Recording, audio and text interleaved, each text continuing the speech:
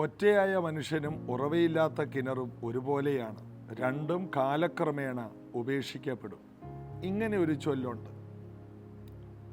അപ്പോൾ ഒറ്റയായ മനുഷ്യനും ഉറവയില്ലാത്ത കിണറും ഒരുപോലെയാണ്, രണ്ടും കാലക്രമേണ ഉപേക്ഷിക്കപ്പെടും. എന്നാൽ വേദപുസ്തകം എന്തു പറയുന്നു? ദൈവം അബ്രഹാമിനെ ഏകനായി വിളിച്ച് അനുഗ്രഹിച്ചു. ഏലിയ പറയുന്നു, ഞാൻ ഒരുത്തൻ മാത്രമേ ശേഷിക്കുന്നുള്ളൂ. ദാവീദ് ഏകനായിരുന്നു. യേശു ഏകനായിട്ടാണ് മഹാത്ഭുതങ്ങൾ ചെയ്തത്. തൻ്റെ ഒപ്പം കൃപയുള്ള ആരുമില്ലായിരുന്നു. ജോസഫ് ഏകനായി ഇറങ്ങി തിരിച്ചല്ലേ? അപ്പനില്ല, സഹോദരങ്ങളില്ല, ആരുമില്ല, ഒറ്റപ്പെട്ടവൻ. യോബ് ഏകനായി എല്ലാം സഹിച്ചു. ഇവരുടെ എല്ലാ അന്ത്യം നോക്ക്, ആരംഭത്തേക്കാൾ അതിശ്രേഷ്ഠമാണ്. അവരോട് കൂടെ ദൈവം ഉണ്ടായിരുന്നത് കൊണ്ട് അവരുടെ അന്ത്യം അതിമഹത്തായിരുന്നു. അപ്പോൾ നമ്മുടെ നാട്ടിൽ പറയുന്ന പല ചൊല്ലുകളും നമ്മുടെ ജീവിതത്തിലോട്ട് എടുക്കണ്ട. എന്താ? ഒറ്റയായ മനുഷ്യനും ഉറവിയില്ലാത്ത കിണറും ഒരുപോലെയാണ്, രണ്ടും കാലക്രമേണ ഉപേക്ഷിക്കപ്പെടും. ഇല്ല, നീ ഉപേക്ഷിക്കപ്പെടില്ല. ഞാൻ ലോകാവസാനത്തോളം എല്ലാ നാളും കൂടെയുണ്ടെന്ന് ഒരു ഉറപ്പ് കിട്ടിയതിൻ്റെ പുറത്ത് ഇറങ്ങിയവരാ നമ്മളല്ല. ഞാൻ ഒറ്റയ്ക്കാ വിശ്വാസത്തിൽ വന്നത്. ഞാൻ സുവിശേഷമെല്ലാം ഇറങ്ങിയപ്പോൾ എൻ്റെ കൂടെ ആരും ഇറങ്ങാനില്ല. ഒറ്റയ്ക്കാണ് നടന്നത്, ഒറ്റയ്ക്കാണ് വേദനകൾ സഹിച്ചത്. എന്നാൽ കർത്താവിൻ്റെ ശബ്ദവും കർത്താവിൻ്റെ സാന്നിധ്യവും എല്ലാ പ്രയാസങ്ങളിൽ നിന്നും വിടുവിച്ചു. സ്തെഫാനോസിന്റെ പ്രസംഗത്തിൽ സ്തെഫാനോസ് പറയാണ്, ദൈവം ജോസഫിനെ സകല സങ്കടങ്ങളിൽ നിന്ന് വിടുവിച്ച് ഫറവോന്റെ മുമ്പാകെ അവനെ മാനിച്ചു. സകല സങ്കടത്തിൽ നിന്ന് ദൈവം വിടുവിക്കും. ദൈവം കൂടെ ഉണ്ടോ എന്ന് നോക്കണം. നീ ഒറ്റയാണോ? നിന്റെ കൂടെ നിൽക്കാൻ ഇടത്തും വലത്തും ആരെങ്കിലും ഉണ്ടോ? ഇതൊന്നും നോക്കണ്ട. നീ ദൈവ പൈതലാണോ? അവരിവരൊക്കെ വിശ്വാസത്തിൽ വന്നാൽ എനിക്കും വരാമായിരുന്നു. ഇല്ല. എൻ്റെ ഭാര്യ വന്നിരുന്നെങ്കിൽ എനിക്കും വരായിരുന്നു. ഒറ്റക്ക് പോയാൽ അത് ശരിയാകില്ല. എൻ്റെ ഭർത്താവ് വന്നിട്ടേ ഞാൻ പോകൂ. ഇല്ല, ഞാൻ ഒറ്റയ്ക്ക് ഇറങ്ങും. ഇത് കേൾക്കുന്ന പലരും ഒറ്റയ്ക്ക് സ്റ്റെപ്പ് വെക്ക്. എല്ലാറ്റിലും ഒരാൾ രംഗത്ത് വരണം. എല്ലാവരും കൂടി വന്നിട്ട് നിന്റെ ജീവിതത്തിൽ ഒരു തീരുമാനം എടുക്കാൻ പറ്റില്ല. നീ ഒറ്റയ്ക്കൊരു തീരുമാനം എടുക്കണം. യേശുവുമായിട്ടൊരു ബന്ധം സ്ഥാപിക്കണം. ഒറ്റയ്ക്ക് പ്രാർത്ഥിക്കാൻ തുടങ്ങണം.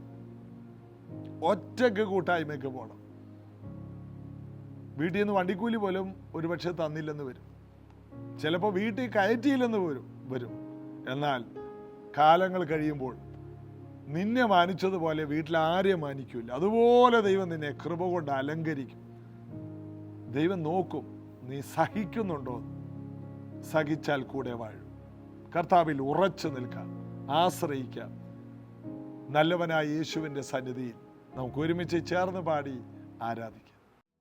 And yours is the kingdom, yours is the power, yours is the glory forever. Amen. Yours is the kingdom, yours is the power, yours is the glory forever. Amen. Yours is the kingdom, yours is the power, yours is the glory forever. Amen. Yours is the kingdom, yours is the power, yours is the glory forever. Amen. Yours is the kingdom, yours is the power, yours is the glory forever. Amen. Yours is the kingdom, is the power, yours is the glory forever. El Shaddai, Aradhana, Elohim, Aradhana, Adonai, Aradhana, Yeshua, Aradhana, El Shaddai, Aradhana, Elohim, Aradhana, Adonai, Aradhana, Yeshua, Aradhana, El Shaddai, Aradhana, Elohim, Aradhana, Adonai, Aradhana, Yeshua, Aradhana, El Shaddai, Aradhana, Elohim, Aradhana, Adonai, Aradhana, Yeshua, Aradhana. Sundarane, Adishayane, Mahonnadane, En Priyane, Sundarane, Adishayane, Mahonnadane, En Priyane, Sundarane, Adishayane, Mahonnadane, En Priyane, Sundarane, Adishayane, Mahonnadane, En Priyane, Sundarane, Adishayane, Mahonnadane, En Priyane, Sundarane, Adishayane, Mahonnadane, En Priyane. യോഹന്നാന്റെ സുവിശേഷം 18-ാം അധ്യായത്തിൻ്റെ 15-ൽ നമ്മളെത്തി. ശീമോൻ പത്രോസും മറ്റൊരു ശിഷ്യനും യേശുവിൻ്റെ പിന്നാലെ ചെന്നു. ആ ശിഷ്യൻ മഹാപുരോഹിതനെ പരിചയമുള്ളവൻ ആകയാൽ യേശുവിനോടുകൂടെ മഹാപുരോഹിതൻ്റെ നടുമുറ്റത്ത് കടന്നു. പത്രോസ് വാതിൽക്കൽ പുറത്ത് നിൽക്കുമ്പോൾ മഹാപുരോഹിതനെ പരിചയമുള്ള മറ്റേ ശിഷ്യൻ പുറത്തു വന്നു. വാതിൽ കാവൽക്കാരത്തിയോട് പറഞ്ഞു, പത്രോസിനെ അകത്ത് കയറ്റി. ഭയങ്കര റെക്കമെൻഡേഷൻ കപ്പാസിറ്റി ഉള്ള ആളാണ് ഈ മറ്റേ ശിഷ്യൻ. ഇത് എഴുതിയ ശിഷ്യൻ തന്നെക്കുറിച്ച് ഇങ്ങനെ പറയുക. അങ്ങനെ പത്രോസിനെയും അകത്ത് കയറ്റി. എനിക്ക് തോന്നുന്നു പത്രോസിനെ അകത്ത് കയറ്റാതിരുന്നെങ്കിൽ കർത്താവിന് കുറച്ചും കൂടി വിഷമം കുറഞ്ഞാൻ. ഭയങ്കര ഹൈ റെക്കമെൻഡേഷനിലൂടെ അകത്ത് കയറിയിട്ട് 3 പ്രാവശ്യം യേശുവിനെ തള്ളി പറഞ്ഞു. എന്നാൽ ഇതെല്ലാം ഒരു പ്രവചന നിവൃത്തിയാണ്. അടുത്തത്, വാതിൽ കാക്കുന്ന ബാല്യക്കാരെത്തി പത്രോസിനോട്, നീയും ഈ മനുഷ്യൻ്റെ ശിഷ്യന്മാരിൽ ഒരുവനോ എന്ന് ചോദിച്ചു. അല്ല എന്ന് അവൻ പറഞ്ഞു. അന്ന് കുളിർ ആകെ കൊണ്ട് ദാസന്മാരും ചേവകരും കനൽ കൂട്ടി തീ കാഞ്ഞുകൊണ്ടിരുന്നു. പത്രോസും അവരോടുകൂടെ തീ കാഞ്ഞുകൊണ്ടിരുന്നു. യേശു വസ്ത്രമില്ലാത്തവനായി, വസ്ത്രമഴിഞ്ഞവനായി ആ കൊടും തണുപ്പിൽ യേശു നിൽക്കുമ്പോൾ ഇപ്പുറത്ത് പത്രോസൊക്കെ തീ കായുകയാണ്. എനിക്ക് തോന്നുന്നു ഓടിപ്പോയവർ ഇതിലും ഭേദമാണ്. നമ്മൾ പറയും ഞങ്ങൾ കർത്താവിൻ്റെ കൂടെയാ, കർത്താവിൻ്റെ ഒപ്പമുണ്ട്. ഈ കർത്താവിൻ്റെ ഒപ്പം ഉണ്ടെന്ന് പറയുന്നവരാണ് കർത്താവിനെ ഏറ്റവും കൂടുതൽ വേദനിപ്പിച്ചിട്ടുള്ളവർ. എന്നാലും കർത്താവ് അത് സഹിക്കാൻ കാരണം സ്വല്പം വേദനിപ്പിച്ചാലും അവർക്കൊരു ആത്മാർത്ഥതയുണ്ട്. പല വീടുകളിലും ചിലർ പറയും, ഭാര്യമാർ തന്നെ പറയും, നിങ്ങൾ വെളിയിലൊക്കെ പോയി എന്തല്ല മനുഷ്യനെ എല്ലാവരോടും ചിരിക്കുന്നു, വർത്താനം പറയുന്നു, ഇവിടെ വരുമ്പോൾ വേറെ കണ്ടാമൃഗം പോലെയാണ്.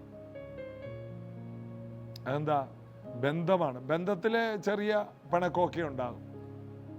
പത്രോസിന് ഇങ്ങനെ ഒരു അബദ്ധം പറ്റിയെങ്കിലും, തള്ളി പറയേണ്ടി വന്നെങ്കിലും, എനിക്കറിയില്ല എന്ന് പറഞ്ഞെങ്കിലും, അതവന് യേശുവിനോടുള്ള വൈരാഗ്യത്തിൽ പറഞ്ഞതല്ല, അവൻ്റെ ജീവൻ്റെ ഭയമാണ്.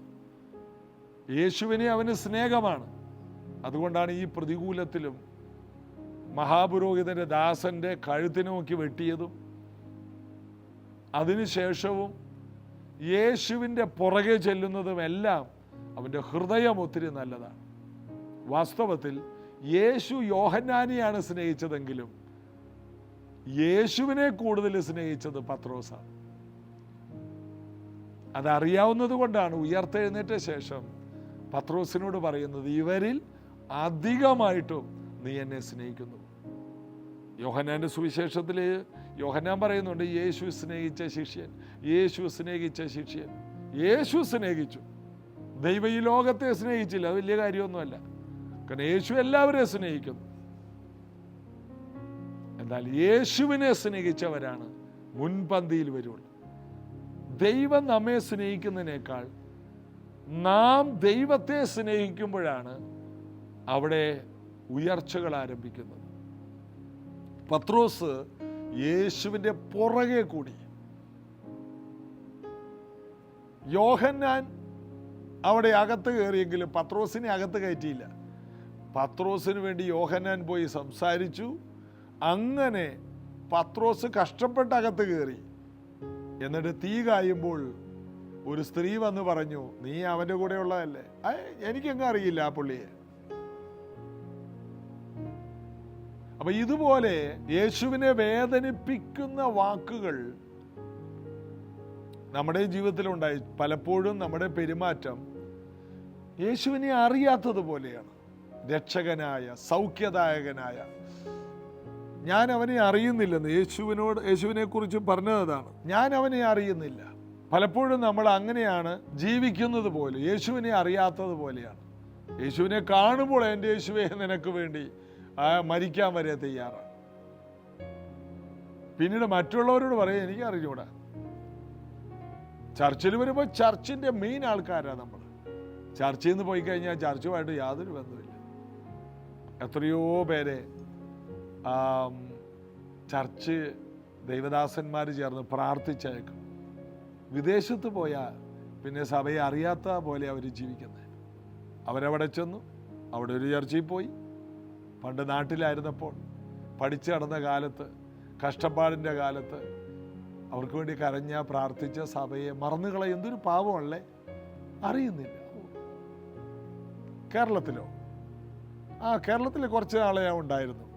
ഇനി ഞാനവിടെ ഉണ്ടായിരുന്നപ്പോൾ ആ ചർച്ചിന് ഞാനായിരുന്നു അവിടെ പാടിയിരുന്നത്, ഞാനായിരുന്നു അവിടെ ഗിറ്റാർ വായിച്ചിരുന്നത്, ഞാനായിരുന്നു അവിടെ മറ്റേ കാര്യം ചെയ്തത്. ഞാൻ ആ സഭയ്ക്ക് ഒരു ഭയങ്കര അനുഗ്രഹമായിരുന്നു. ഞാനിങ്ങോട്ട് പോന്നു. ഇപ്പൊ സഭയുടെ അവസ്ഥയൊക്കെ എന്താണെന്ന് അറിയില്ല. കാരണം ഞാനുള്ളത് പോലെ ആർക്കും പറ്റൂലല്ലോ. ആ കെയർ ഓഫിലാണ് അവിടെ പോയി വേറെ ചർച്ചയിൽ കയറിയത്. ഓരോ രാജ്യത്തും വന്ന വഴി മറന്നുപോയവർ. ഇതാണ് പത്രോസ്. പത്രോസിന് അങ്ങനെ ഒരു വിഷമം വന്നു. ഞാൻ അവനെ അറിയുന്നില്ല. ആ വാക്ക് പറയേണ്ടി വന്നു. എന്നാൽ ഉയർത്തെഴുന്നേറ്റ ശേഷം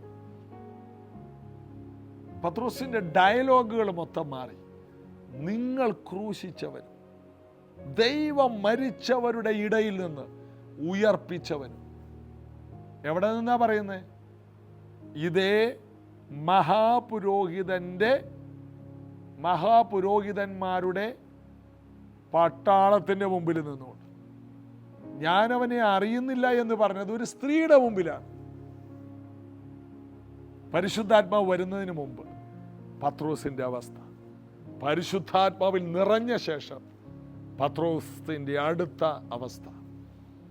നിങ്ങൾ ക്രൂശിച്ച, ദൈവം മരിച്ചവരുടെ ഇടയിൽ നിന്ന് ഉയർപ്പിച്ച ഞങ്ങളുടെ കർത്താവ്.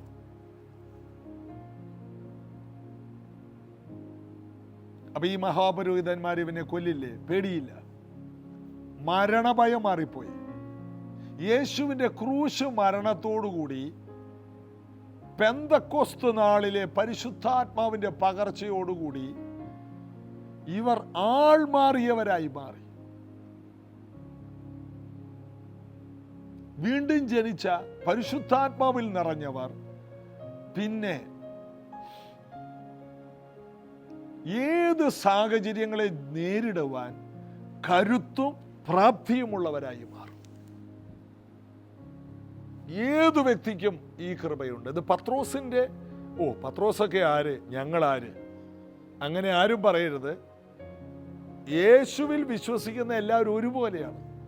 ദൈവത്തിന് മക്കളും കൊച്ചുമക്കളും ഇല്ല. അബ്രഹാമിന് മക്കളും കൊച്ചുമക്കളും ഉണ്ടായി. എന്നാൽ ദൈവത്തിന് എല്ലാ മക്കളേ ഉള്ളൂ. അവനെ കൈക്കൊള്ളുന്നവരെല്ലാം മക്കളായി തീരുവാൻ അവൻ അധികാരം കൊടുത്തു. ആരെല്ലാമാണെങ്കിലും. പണ്ട് എനിക്ക് പത്രോസൊക്കെ മക്കളും ഈ കാലത്ത് ജീവിക്കുന്നവർ കൊച്ചുമക്കളും ഇല്ല. അബ്രഹാം ഇസഹാക്കിന് തനിക്കുള്ളതൊക്കെയും കൊടുത്തു. വെപ്പാട്ടിയുടെ മക്കൾക്കോ ദാനങ്ങൾ കൊടുത്തു എന്ന്. അതും വാസ്തവത്തിൽ മക്കളാണ്, എന്നാൽ വാഗ്ദത്ത പ്രകാരമല്ല. നമ്മൾ വാഗ്ദത്ത പ്രകാരമുള്ളവരാണ്. നമ്മൾ വാഗ്ദത്ത സന്തതികളാണ്. പത്രോസിനുള്ള അതേ വിശ്വാസം. അതുകൊണ്ട് പത്രോസ് പറയാണ്, ഞങ്ങൾക്ക് ലഭിച്ച അതേ വിശ്വാസം ലഭിച്ചവർക്ക് എഴുതുന്നു.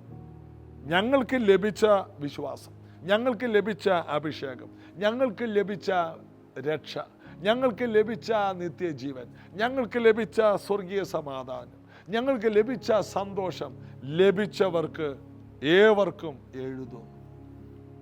എത്ര മനോഹരമാണ് ബൈബിൾ. ബൈബിൾ മനസ്സിരുത്തി വായിക്കുന്നവർ നിരാശപ്പെട്ട് നടക്കില്ല. ബൈബിൾ മനസ്സിരുത്തി ധ്യാനിക്കുന്നവർ പരാജയത്തെ പരാജയപ്പെടുത്തി കളയും. അവരെ തോൽപ്പിക്കാൻ ആർക്കും കഴിയില്ല. ഇതാ പത്രോസും യോഹന്നാനും അവരുടെ നടുവിൽ എഴുന്നേറ്റ് നിന്നു. ഇവർ പഠിപ്പില്ലാത്ത ഒരു സാമാന്യരുമാണല്ലോ, എവിടെ നിന്ന് ഇവർക്ക് ഈ വിദ്യാഭ്യാസം? അടുത്തത്, ഇവർ യേശുവിൻ്റെ കൂടെ ഉണ്ടായിരുന്നവരായിരുന്നു എന്ന് അറിഞ്ഞു.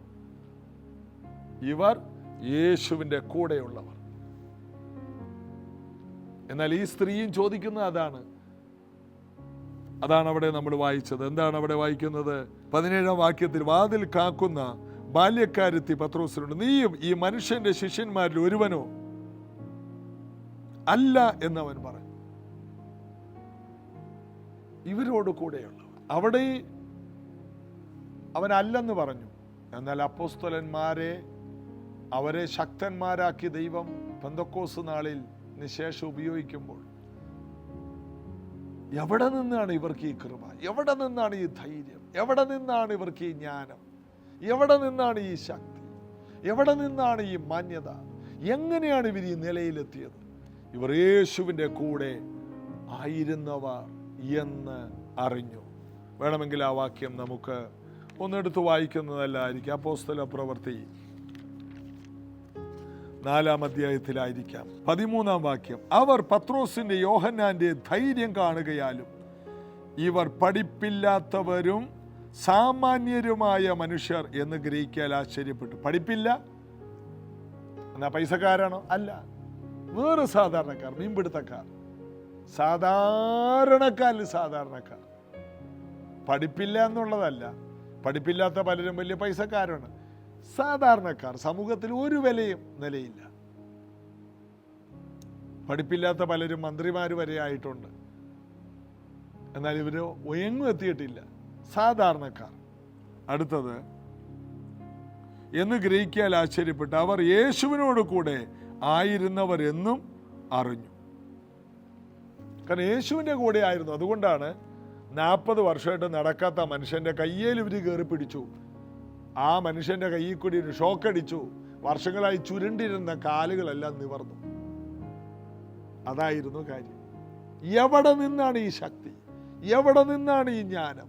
എവിടെ നിന്നാണ് ഈ കൃപ? ഇത് യേശുവിൻ്റെ കൂടെയായിരുന്നു. കാരണം യേശുവിൻ്റെ വസ്ത്രത്തെ തൊട്ടവർ സൗഖ്യമെങ്കിൽ യേശുവിൻ്റെ കൂടെ നടന്നവരിലൂടെ ഇത് നടക്കാതിരിക്കുമോ? അവർക്ക് മനസ്സിലായി ഇത് യേശുവിൻ്റെ കൂടെ നടന്നതിൻ്റെ ഗുണമാണ്. ഇത് കേൾക്കുന്ന ഓരോരുത്തരും അറിയണം. ഇടക്ക് കർത്താവിനെ അറിയാത്തതുപോലെ ഇല്ലെന്നൊക്കെ പറഞ്ഞു കാണും, തള്ളിപ്പറയുന്ന അവസ്ഥകളെല്ലാം ഉണ്ടായി കാണും. സാരമില്ല, കർത്താവ് വീണ്ടും അവരെ തന്നെ തേടിച്ചെന്ന് അവരുടെ ആ പിന്മാറ്റങ്ങളെ ചികിത്സിച്ച് വീണ്ടും ചോദിക്കുകയാണ്, ഇവരിൽ അധികമായി എന്നെ സ്നേഹിക്കുന്നു, എൻ്റെ കുഞ്ഞാടുകളെ നിങ്ങളുടെ കയ്യിൽ തരും. പത്രോസിൻ്റെ ഒറ്റ പ്രസംഗത്തിൽ 3000 പേരാണ് സ്നാനപ്പെടുന്നത്. കുഞ്ഞാടുകളെ കർത്താവ് ഏൽപ്പിക്കുകയാണ്. അപ്പൊ കർത്താവിൻ്റെ പത്രോസിന് കുഞ്ഞാടിനെ കൊടുത്തെങ്കിൽ നമ്മുടെ കർത്താവ് നമുക്കും കുഞ്ഞാടിനെ തരും. ചിലയിടത്ത് ചെല്ലുമ്പോൾ അവിടെ ചില മുട്ടനാടുകളെ കാണും. അത് കർത്താവ് കൊടുത്തതല്ല, അത് വന്നു കയറിയതാണ്. മുട്ടനാടുകൾ എവിടെയെങ്കിലും ഉണ്ടെങ്കിൽ ഓർത്തേക്കണം, അത് കർത്താവിൻ്റെ ലിസ്റ്റിലുള്ള പാർട്ടിയേ അല്ല, കുഞ്ഞാടുകളാണ്. എൻ്റെ കുഞ്ഞാടുകളെ മേയ്ക്കുക. അപ്പൊ ദൈവവേലക്കാരും അറിയേണ്ടത് കുഞ്ഞാടുകളെ മേയിച്ചാൽ മതി, മുട്ടനാടുകളെ ഒഴിവാക്കിയേക്കണം. മുട്ടനാടിൻ്റെ പുറകെ നടന്നാൽ ഈ മുട്ടനാടിൻ്റെ പ്രത്യേകത ആരെ കണ്ടാലും ഇടി തരും. മുട്ടനാടുകളെ മേയ്ക്കാൻ നമുക്ക് പറ്റത്തില്ല, കുഞ്ഞാടുകളെ മേയിച്ചാൽ മതി. ഇതൊക്കെ ആരോടൊക്കെയുള്ള ദൈവാലോചനയാണ്. നമ്മൾ കുഞ്ഞാടിൻ്റെ ലിസ്റ്റിൽ പെട്ട് കിടക്കണം. പത്രോസിനെ കുഞ്ഞാടാക്കിയിട്ട് അവൻ്റെ കയ്യിലേക്ക് ദൈവം കുഞ്ഞാടുകളെ തന്നു. അങ്ങനെ ദൈവരാജ്യം വളരാനിടയായി. ദൈവം നമ്മെ ഏൽപ്പിക്കുന്നതെല്ലാം നമുക്ക് കൈകാര്യം ചെയ്യാൻ പറ്റുന്നതേ ഏൽപ്പിക്കൂ. ഈ നല്ല കർത്താവിൽ ഇന്നും നമുക്ക് ആശ്രയിക്കാം, പ്രാർത്ഥിക്കാം. യേശുവേ, പത്രോസിനെ ആ കുറവുകളോടുകൂടി അംഗീകരിച്ച് വീണ്ടും അഭിഷേകത്തിൽ നിറച്ച് ശക്തനായ ദൈവപുരുഷനാക്കി ഒന്നാമനാക്കി മാറ്റി അവൻ്റെ പ്രസംഗത്തിലൂടെ ദൈവരാജ്യത്തിൽ വലിയ കാര്യങ്ങൾ ചെയ്ത് ഭൂമിയിൽ അഴിക്കാനും ഭൂമിയിൽ കെട്ടുവാനും സ്വർഗത്തിൽ അത് അംഗീകാരമായി തീരുവാനും അവൻ മുഖാന്തരം ഇടയാക്കിയതുപോലെ തന്നെ ഇത് കേൾക്കുന്ന ഓരോ വ്യക്തികളുടെ കുറവുകളോടുകൂടി ഇവരെ അനുഗ്രഹിച്ചു, ഇവരുടെ പ്രശ്നങ്ങളെ പരിഹരിച്ചു ഒന്നാം സ്ഥാനത്തേക്ക് ഇവരെ പിടിച്ച് കയറ്റി നിർത്തണമേ. ഇവർ തൊടുന്നവരുടെ നരിയാണി ഉറക്കട്ടെ. വർഷങ്ങൾ പഴക്കമുള്ള പ്രശ്നങ്ങൾ യേശുവിൻ്റെ അടുക്കൽ പരിഹരിക്കപ്പെട്ടതുപോലെ തന്നെ ഈ മക്കളിലൂടെയും പ്രശ്നങ്ങൾക്ക് പരിഹാരമുണ്ടാകണം. അത്ഭുതങ്ങളാലും അടയാളങ്ങളാലും ഈ മക്കളെ അങ്ങോട്ട് വഴി നടത്തണമേ. പ്രാർത്ഥിച്ച് അനുഗ്രഹിക്കും. ഇവരുടെ കുഞ്ഞുങ്ങൾ അനുഗ്രഹിക്കപ്പെടണം, കുടുംബങ്ങൾ അനുഗ്രഹിക്കപ്പെടണം, യേശുവിൻ നാമത്തിൽ ആമേൻ. യേശുവിൻ്റെ കൃപ കൂടിയിരിക്കട്ടെ. നാളെ വ്യാഴാഴ്ച നമുക്ക് അനുഗ്രഹിക്കേണ്ട ഉപവാസ പ്രാർത്ഥനയുണ്ട്. രാവിലെ 10:30-ക്കാണ്. പകൽ മാത്രമേ നമ്മുടെ ചർച്ചിൽ മീറ്റിംഗ് ഉള്ളൂ. കഴിഞ്ഞ ദിവസം ഉപവാസ പ്രാർത്ഥനയ്ക്ക് 3 ദിവസത്തെ ഉപവാസ പ്രാർത്ഥനയ്ക്ക് ദൂരെ നിന്ന് 2 പ്രിയപ്പെട്ടവർ വന്നിരുന്നു. സങ്കടം വന്നു. അവരെ 2 ദിവസത്തേക്ക് നിൽക്കാനാണ് വന്നത്. എന്നാൽ ഇവിടെ അങ്ങനെ താമസിക്കാനുള്ള സൗകര്യമില്ല. 1, 2 പകൽ മാത്രമേ പ്രാർത്ഥനയുള്ളൂ. ദൈവം അനുവദിച്ചാൽ നിങ്ങൾ പ്രാർത്ഥിക്കുമെങ്കിൽ ഒരുമിച്ച് വന്ന് കൂടി 3 ദിവസത്തെ പ്രാർത്ഥന, 7 ദിവസത്തെ പ്രാർത്ഥനയിലൊക്കെ പങ്കെടുക്കാൻ ദൈവം അവസരം തരാൻ, അങ്ങനെയുള്ള ക്രമീകരണങ്ങൾ നമുക്കുണ്ടാകാൻ ഞങ്ങളെ ഓർത്ത് പ്രാർത്ഥിക്കണം. സഭയ്ക്ക് ചില വിശാലതകൾ വേണം, പാർക്കിംഗ് ഏരിയ വേണം. സഭയിൽ വന്നാൽ ഒരു 100-120 പേരൊക്കെ വന്നാൽ താമസിക്കാനുള്ള സൗകര്യങ്ങൾ പ്രാർത്ഥിക്കുന്നു. അത് ആരംഭത്തിൽ. അതിനുശേഷം വലിയ കൂട്ടങ്ങൾക്ക് താമസിക്കാനുള്ള അക്കോമഡേഷനുകൾ വേണം. ദൈവരാജ്യം വളരുമ്പോൾ ഇതെല്ലാം ചർച്ചിന് വേണം. വാഗ്ദത്തങ്ങളുണ്ട്. നിങ്ങളുടെ പ്രാർത്ഥനയും അകമഴിഞ്ഞ കൈത്താങ്ങലും ഉണ്ടെങ്കിൽ ഇതെല്ലാം ഈ വർഷം തന്നെ സംഭവിക്കട്ടെ. നമുക്ക് ഒരുമിച്ച് ദൈവരാജ്യം പണിയാം, സത്യത്തിൻ്റെ വെളിപ്പാടിൽ ജീവിക്കാം. വേദപുസ്തകം അതേ അർത്ഥത്തിൽ വ്യാഖ്യാനിക്കാൻ പറ്റാത്ത ഒരു സഭയിൽ നിങ്ങൾ തുടരരുത്. പരിശുദ്ധാത്മാവിനെ, ആ അഭിഷേകത്തെ എതിർക്കുന്ന ഒരു സഭയിൽ നിങ്ങൾ തുടരരുത്. പരിശുദ്ധാത്മാവിൽ പോകുന്ന, അപ്പോസ്തോലിക ഉപദേശത്തിൽ പോകുന്ന, സത്യത്തിൻ്റെ വെളിപ്പാടിൽ പോകുന്ന സഭകളിലെ നിങ്ങൾക്ക് നിലനിൽപ്പ് ഉള്ളൂ. അങ്ങനെയുള്ള സഭകളിൽ നിങ്ങൾക്ക് വളർച്ചയുണ്ട്, വിടുതലുകളുമുണ്ട്. അല്ലാത്തിടത്ത് നിങ്ങൾ തുടരരുത്. അത് നിങ്ങളുടെ ജീവിതത്തെ, ഭാവിയെ ബാധിക്കും. യഥാർത്ഥ സഭയിൽ മാത്രമേ ആരാധിക്കാവൂ. കർത്താവ് അനുഗ്രഹിക്കട്ടെ. നമുക്ക് നാളെ ഇതേ സമയത്ത് കാണാം. God bless you.